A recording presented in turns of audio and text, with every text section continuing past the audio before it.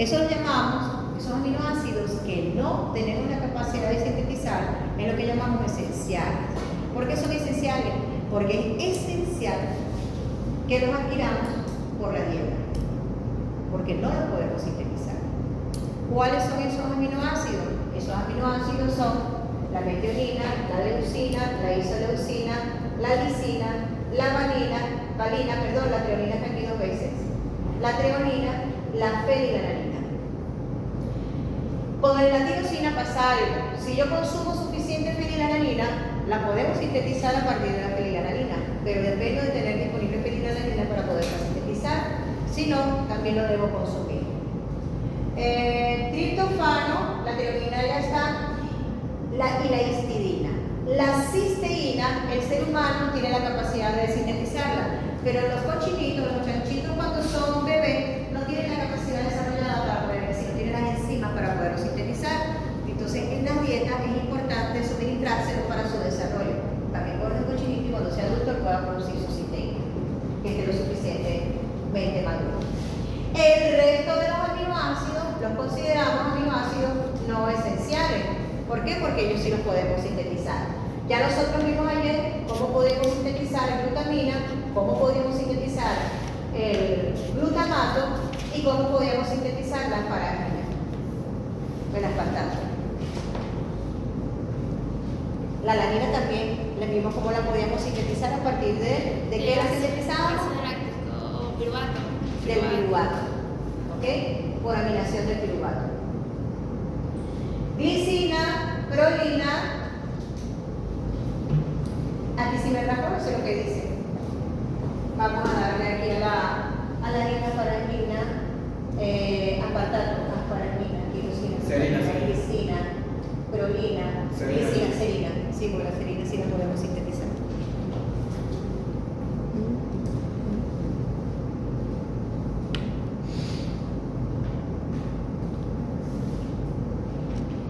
Ok, ¿cómo se sintetizan algunos aminoácidos? No lo vamos a ver todo, cómo sintetizamos todo, pero realmente las reacciones tienden a ser sencillas.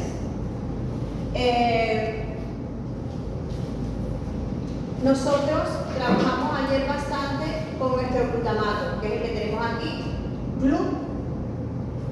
Entiendo que no se sepan todos los aminoácidos, pero ya es que lo hemos visto tantas veces que debemos saber ya que es glutamato.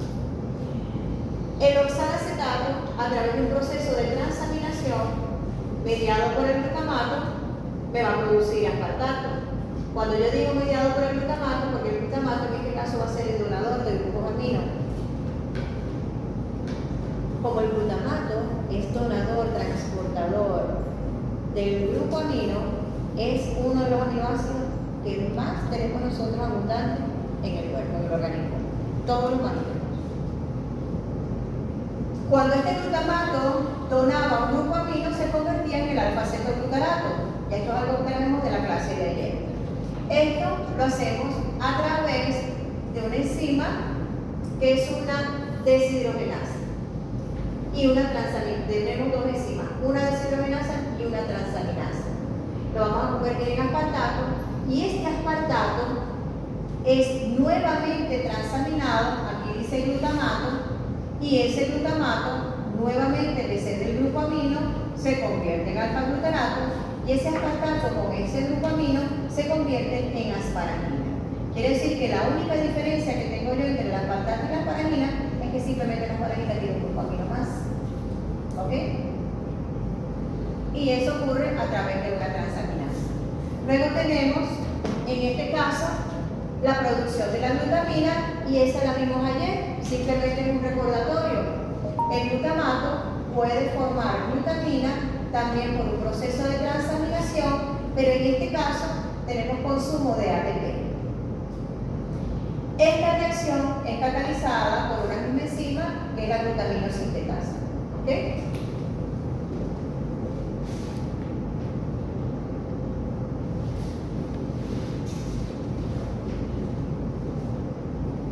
Yo puedo generar otros 2 aminoácidos que son serina y glicina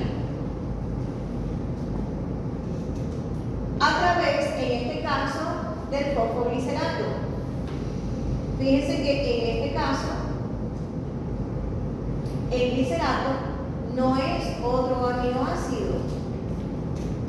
Yo a partir del fosfoglicerato, a través de un proceso de oxidación, voy a generar un intermediario y también voy a tener una deshidrogenasa y luego esto es un esqueleto carbonado solito, no tiene grupo amino. Para convertirlo en grupo aminoácido debo incorporarle un grupo amino. Pero primero hay un proceso de oxidación y luego tengo un proceso de transaminación mediado por el glutamato, que es nuestro gran transportador de grupos aminos, como bien lo decía justo al principio.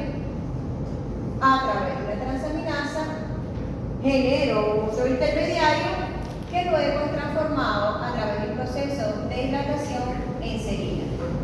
Esta serina puede ser transformada en glicina utilizando ácido fólico. Este folato que nosotros tenemos aquí viene del tetrahidrofolato, que es el ácido fólico. Abajo nuevamente tenemos la formación de la prolina, pero a partir del glutamato. Este glutamato es activado cada vez que tenemos un proceso de fosforilación normalmente inicial, un proceso de activación de la molécula, porque va a haber un proceso energético. Igualmente hay un proceso de oxidorreducción. Se oxida el glutamin generado por el glutamato. Esto es el glutamato fosfato, se llama glutamin fosfato. Y entonces me va a generar un gliceraldehído que voy a transformar luego en prolina. Entonces son reacciones relativamente cortas, no les voy a pedir que se las aprendan, yo no me las sé de memoria tampoco. Obviamente las más utilizadas sí, síntesis de glutamato, síntesis de glutamina y síntesis del aspartato y de la alanina, sí las tienen que manejar. ¿Ok?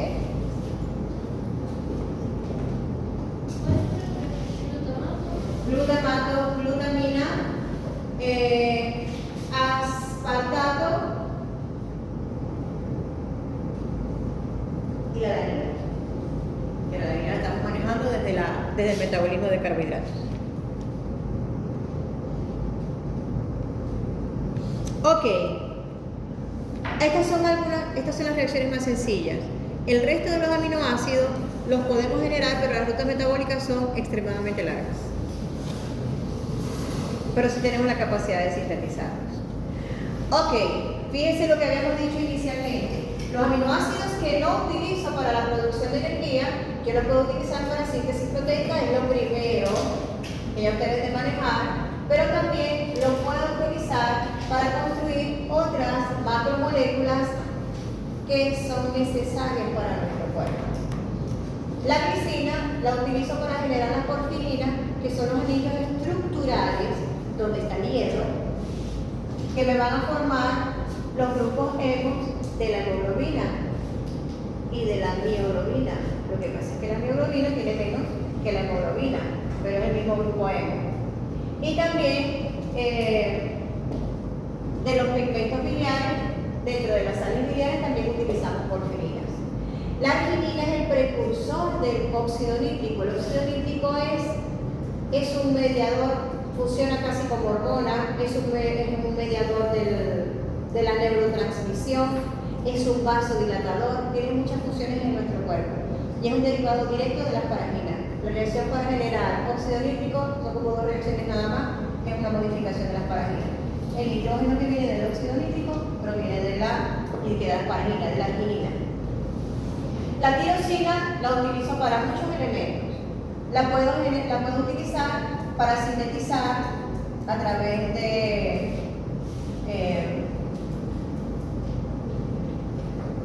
modificación covalente para generar las hormonas tiroideas, que son 2, T3 y T4. También la puedo utilizar para generar neurotransmisores, dopamina, noradrenalina y adrenalina.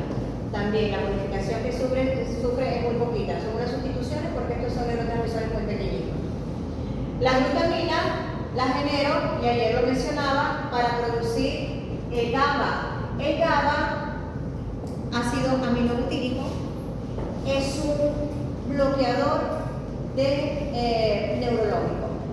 todas las reacciones que son exacerbadas, él lo que hace es bloquear muchos receptores de neurotransmisores para que las reacciones neurológicas sean controladas y para que tengan un fin. Es decir, no pasemos todo el día en un proceso de excitación, por ejemplo con la adrenalina, sino que el GABA bloquea la acción cuando tenemos una producción de un neurotransmisor de manera constante o exacerbada. Él lo que hace es controlar, es un bloqueador de reacción neurológica. El triptófano nosotros lo podemos utilizar, ¿qué dice ahí que yo no leo? Serotonina. ¿Y qué es la serotonina? La hormona. Neurotransmisor. Se dice, sí, o sea, dicen que es una hormona. Actúa más o menos más bien como un neurotransmisor. Lo que pasa es lo que llamamos nosotros, hay hormonas, vamos a decir, hay neurotransmisores que llamamos neurohormonas. ¿Por qué? Porque en lo que entran no solamente que tienen una activación del sistema nervioso, sino que inducen a que la célula produzca algo. Eso es lo que llamamos nosotros una hormona, cuando generamos un cambio. Y es lo que es una neurohormona. Y la histidina, que es un precursor de las histaminas. ¿En dónde participan las histaminas? En las alergias. En los procesos inflamatorios. En los procesos inflamatorios. Ay, Dios mío, Muy bien. eso me Los lo procesos leí. alérgicos e inflamatorios son mediadores en el sistema inmunológico.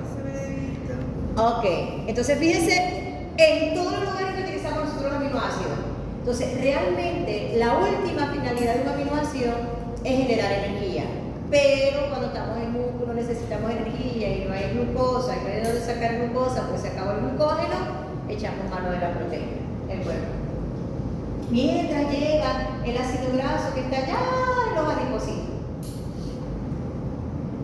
También utilizamos, y fíjense que se utilizan varios aminoácidos para poder sintetizar las bases nitrogenadas, las purinas y las pirimidinas, que utilizamos para la formación de las bases nitrogenadas que necesitamos para los ácidos nucleicos. Acuérdense que hemos visto no solamente el ADN y el ARN, sino que el ATP, el ADP, el AMP, el uridil-trifosfato, lo necesitamos, o trifosfato, para la activación. ¿Para qué utilizamos el uridil-trifosfato? Ese es el ATP. El ADN trifosfato. El uridil-trifosfato, No, perdón. UDP. Un UDP. el UDP, para generar. Era primero uridil-trifosfato y una vez que se une para activar a la glucosa, para la glucogénesis, se forma el UDP. El uridil es una base nitrogenada, es un ácido nucleico que tiene como componente las bases nitrogenadas, que son las purinas y las pirimidinas. Ni siquiera me suena. Fíjense, utilizamos glutamina, glicina y asparagina. Obviamente en los procesos biosintéticos se utiliza el ATP. Y el piridoxalfosfato, que ya sabemos para qué sirve. ¿Es un transportador de qué? El piridoxalfosfato es un transportador de qué? Eso no es lo de la vitamina B6. Correcto. Es necesario y es importante porque es el que va a transferir los grupos aminos para que se sinteticen las purinas y las Esa es pirimidinas. la transaminasa. Correcto. Es el cofactor de la transaminasa. Entonces necesitamos vitamina bastante vitamina B6 para generar nuestro ácido nucleico. En este caso tenemos la asparagina, el carbamil. El carbamil no es un aminoácido, pero acuérdense que lo generamos por allá en la ruta de la urea, la glutamina y obviamente el ácido de ATP. En este caso utilizamos asparagina y glutamina.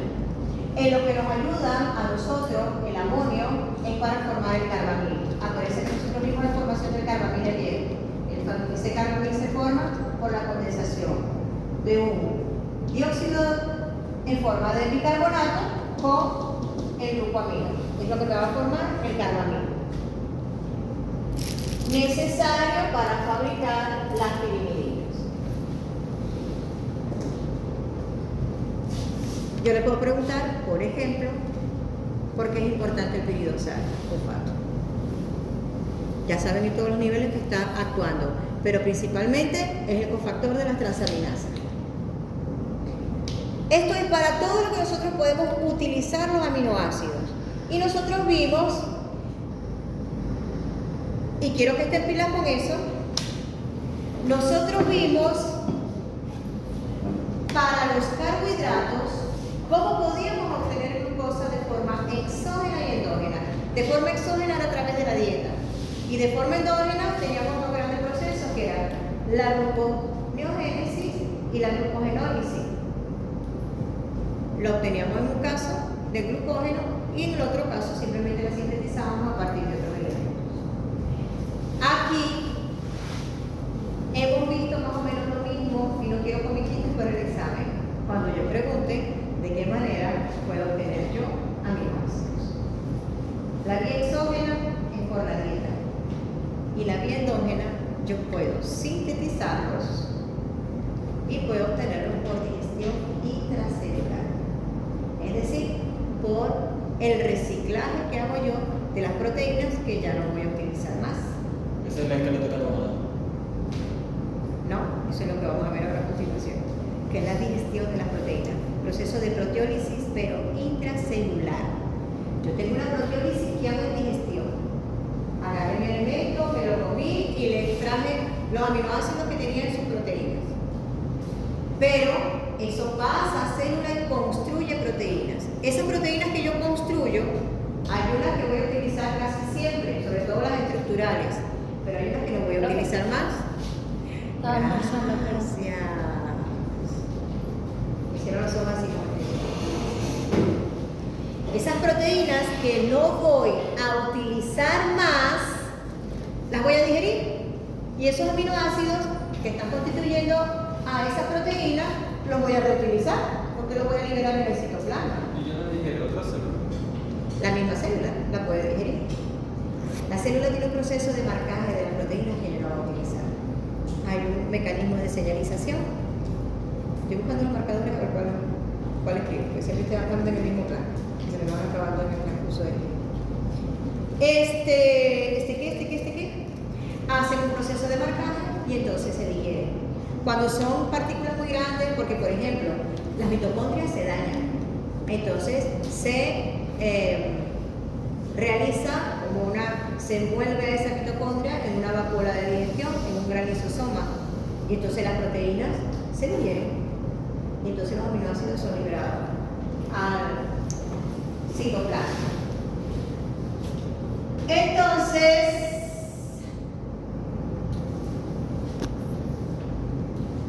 yo puedo obtener aminoácidos ¿de dónde? De la vía exógena y la vía endógena. Ok, de exógena por digestión, alimento, digestión.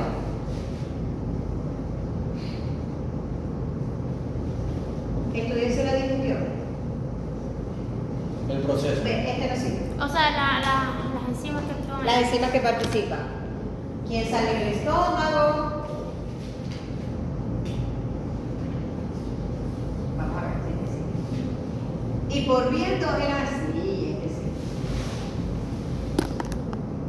Yo puedo tener síntesis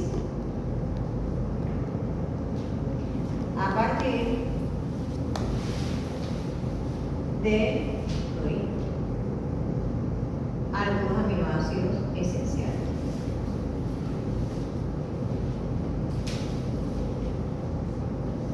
Ya usted sabe que a partir, porque ya lo sabe, a partir del glutamato, yo puedo generar otros, como por ejemplo la glutamina.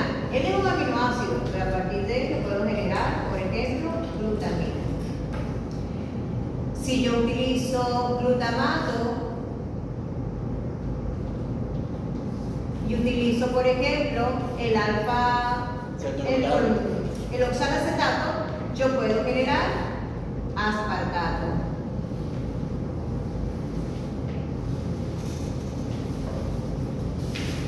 Y yo puedo tener, no es síntesis, sino un proceso que vamos a ver nosotros ahora, que lo llamamos proceso de recambio por digestión intracelular. Aquí también tenemos la alanina, por favor, que se forma a partir del piruvato. Esa no se puede olvidar. Recambio por digestión. Esta digestión no es intracelular, esta digestión es intestinal, gastrointestinal. Esta es intracelular.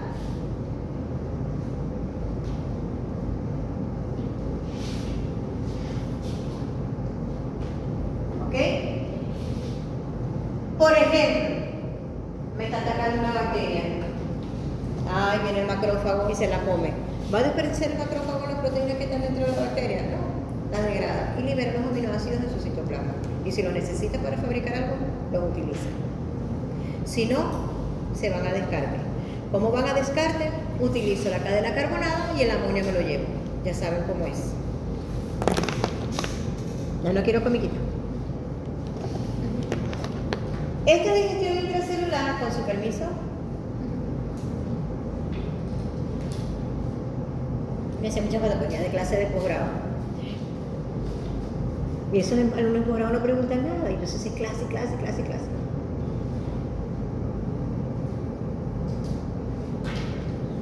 Eso me agarran confianza, eso me dan nuevecitos, me agarran confianza, me empiezan a preguntar.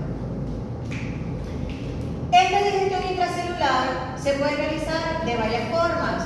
Se puede hacer por formación de lo que llamamos nosotros formación de vesículas de digestión.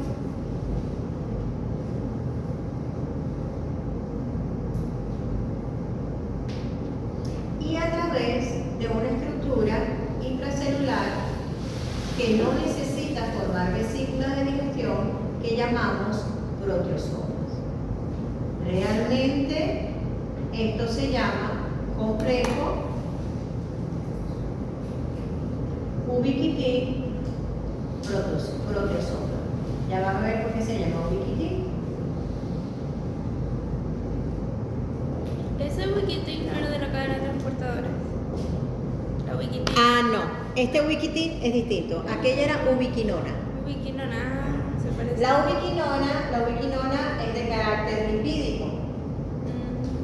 Esta ubiquitina no. Esta ubiquitina es una molécula que utilizamos para marcar los aminoácidos que ya no son funcionales para la célula. Todavía están estableciendo cuál es el mecanismo de reconocimiento para las proteínas que la célula quiere descartar. Hasta ahora se sabe que reconocen algunos grupos, algunos aminoácidos que aparentemente marcan a una proteína que no va a seguir siendo utilizada.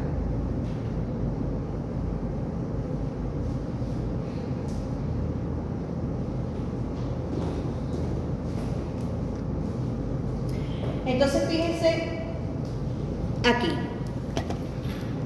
en esta figurita que está aquí. Nosotros tenemos un proceso que llamamos endocitosis. ¿Qué ocurre en la endocitosis?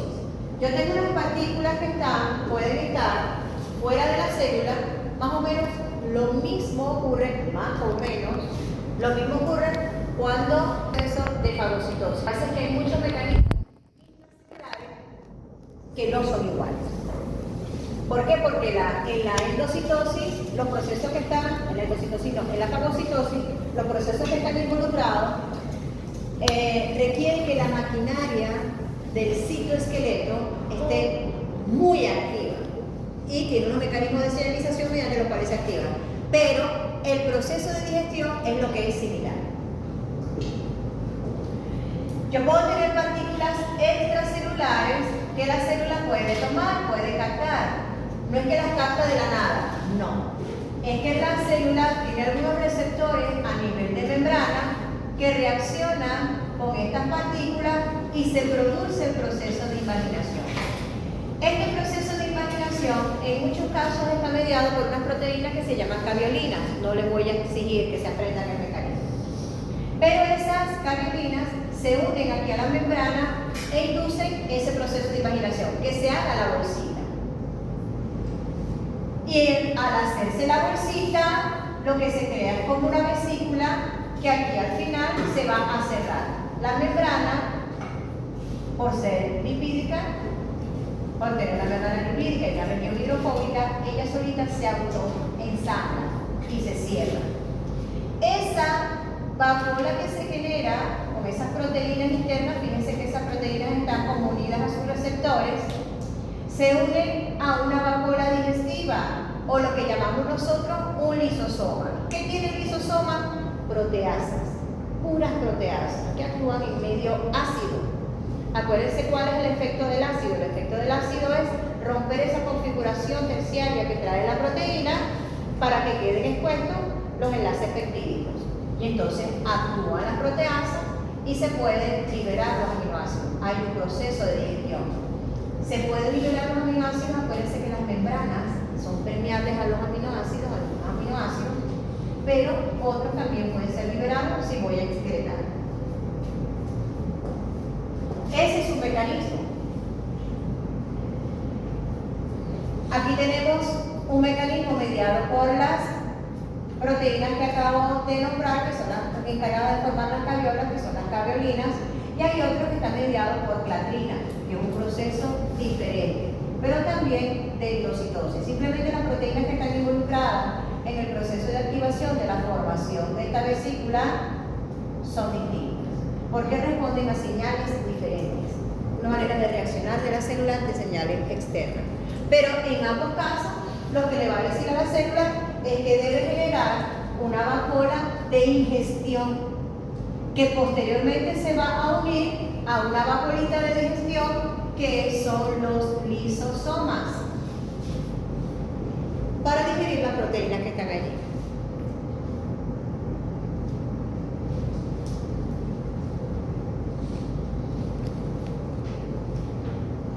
El otro sistema que tenemos es el sistema de la ubiquitin, lo que llamamos el sistema ubiquitin-proteosoma. ¿Qué es el proteosoma? El proteosoma es un conjunto de proteínas que crean como un canal. En ese canal va a entrar la proteína que va a ser digerida. Y cuando entra en el canal, lo que hacen todas las enzimas que están involucradas en el proteosoma, que son proteolíticas, lo que van a hacer es ir liberando los aminoácidos. ¿Cuál es la diferencia? Esto no está envuelto en una membrana y los aminoácidos van a ser liberados directamente en el citoplasma. En aquel caso yo podía excretar o podía liberar, pero en este caso sí los aminoácidos van a estar liberados constantemente a nivel del citoplasma. ¿En qué consiste? Inicialmente hay un complejo enzimático que se encarga de reconocer a una proteína que ya la célula no va a utilizar, y le va a transferir una molécula de ubiquitina. Ella es un transportador. Llega a la enzima, se une a la ubiquitina y reconoce, se lleva la ubiquitina y reconoce a la molécula proteica que va a ser degradada. Como les dije, el mecanismo exacto mediante el cual se reconoce no se ha determinado. Simplemente lo que se sabe hasta ahora que hay una secuencia de aminoácidos que puede reconocer esa proteína y que para cada cierto tipo de proteína ese complejo enzimático va a cambiar. Primero se une a la ubiquitina, que es una proteína que va a marcar, lo que llamamos peptidoseñal, marca entonces a la proteína, la reconoce, le pasa la ubiquitina y él le deja como el marcaje a esa proteína y la enzima se va. Esa ubiquitina que está unida a la proteína es la que reconoce el proteosoma para unirse a él y entonces comenzar con el proceso de degradación. Antes yo les exigía que se aprendieran el mecanismo de la ubiquitina,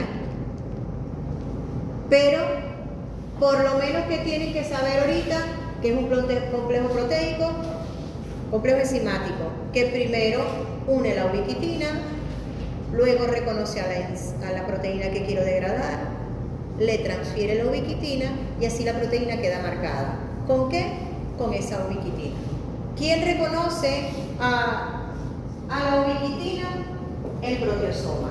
Si esta proteína no está marcada con la ubiquitina, no la va a reconocer el proteosoma y no la va a degradar.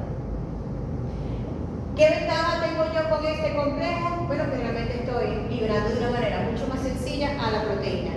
Y el proceso de, vamos a decir, de selección de la proteína hace que sea más selectivo el proceso de degradación.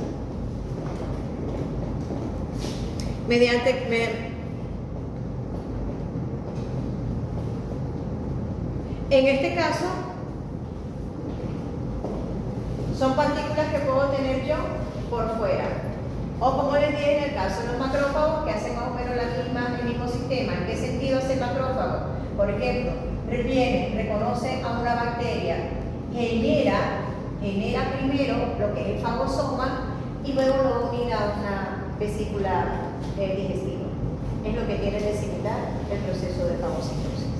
E igual va a digerir proteínas. Ok, ¿alguna pregunta? No. Son las, ¿qué hora es? Están en la hora.